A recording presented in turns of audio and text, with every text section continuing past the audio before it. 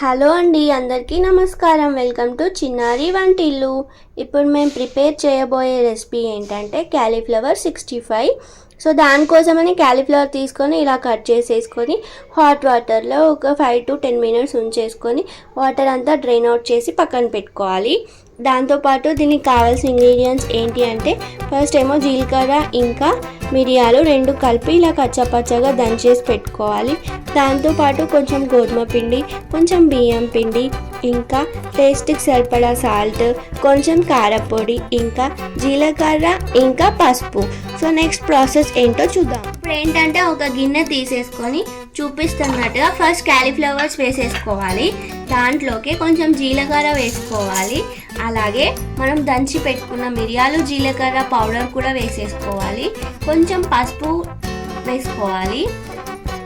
అలాగే టేస్ట్కి సరిపడా కారపొడి, మీకు టేస్ట్ ఎక్కువైతే ఎక్కువ తక్కువైతే తక్కువ చూసుకొని యాడ్ చేసేసుకొని సాల్ట్ కూడా వేసేసుకోవాలి.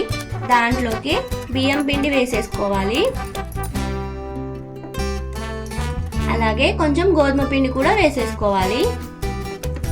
ఇప్పుడు ఏంటంటే ఇప్పుడు మీకు చూపిస్తున్న విధంగా ఫస్ట్ మిక్స్ చేసుకోవాలి. మొత్తం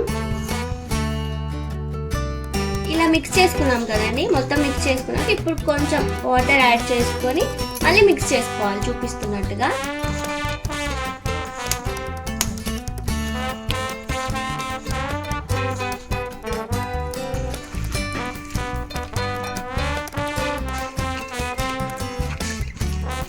కన్సిస్టెన్సీ ఈ విధంగా వచ్చేంత వరకు మంచిగా మిక్స్ చేసుకోవాలి.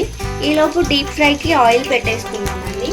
ఆయిల్ వేడయ్యాక నెక్స్ట్ ప్రాసెస్ చూద్దాం. ఆయిల్ వేడైందండి. దీంట్లోకి ఇప్పుడు మన క్యాలీఫ్లవర్ని ఇలా ఒక్కొక్కటిగా చూపిస్తున్నట్టుగా వేసేసుకొని మంచిగా గోల్డెన్ బ్రౌనిష్ వచ్చేంత వరకు ఫ్రై చేసుకోవాలి. మీకు అది చూపిస్తాం మేము. ఇలా మధ్య మధ్యలో మిక్స్ చేసుకోవాలి. మిక్స్ అంటే పైన ఇలా అటు ఇటు తిప్పుతూ ఉండాలి.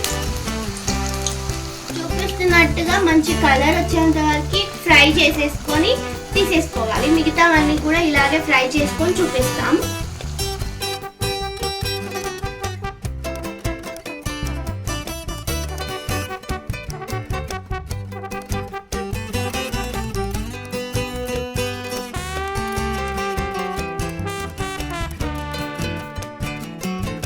మిగతావన్నీ కూడా రెడీ అయిపోయాయండి. సింపుల్గా చేసేసుకోవచ్చు.